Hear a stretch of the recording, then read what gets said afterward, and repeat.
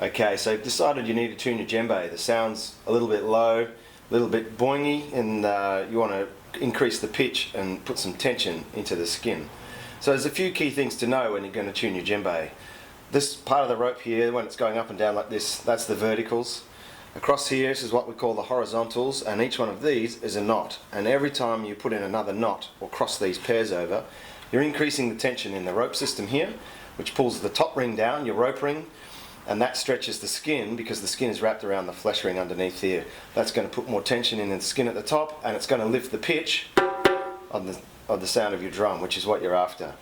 Now, to tune your drum, you want to unwrap the excess, which might be wrapped around the bowl, or it could be wrapped around the pipe. It doesn't matter which, just undo it all so it's nice and slack. And the key rule for this style of tuning, which is called the marley weave or the diamond weave, is that it's under 2, over 1 and under 1. And you can see here that we've already gone under 2 when we were finishing off our last knot. So we're just going to take the excess here like this, go over this one and under this one. So we just pass it through the middle, back that way, pull all your excess through, just like that, keeping all the twists out of the rope.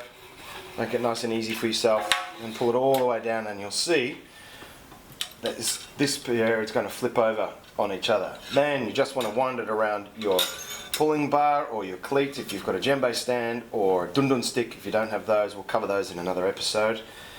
Hold onto your drum and then pull, and there's your knot, just like that. Make sure it's nice and firm.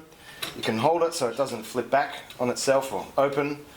Pretty sure this rope's got enough grip in it. There we go, it's going to hold itself.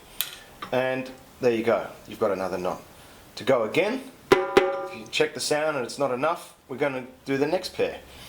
Same deal, pass the excess behind, pull it all through, keep those twists out, make it nice and smooth.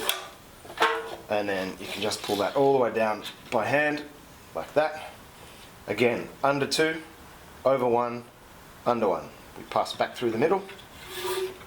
Once you get used to it, it's very straightforward, and like riding a bike, once you know how, you'll never ever forget it, even if you haven't done it for a while.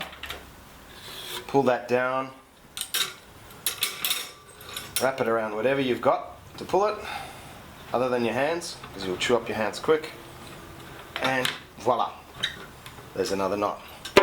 It's important to check the sound every time you put another knot in, unless you know for sure that you need 5 or 6 to get the sound to where you want it to go, because you want to make sure that you're not overstretching the skin, because if you put all the tension into the skin in one go and then the wood expands, say on a hot day, or if you accidentally leave it in your car, that's not recommended, or you've got it in a room that gets quite hot, you can pop your drum that way if you've tuned it too high. Now what I've done there is just pulled the last excess down and pulled that knot nice and flat. So you can see these are all sitting nice and flat this way, and we've kept the row down the bottom. If you're doing it by hand and you're not careful, you can start wandering up the bowl like that and you'll run out of room, or your djembe won't look as nice and pretty, and your djembe should always be a work of art.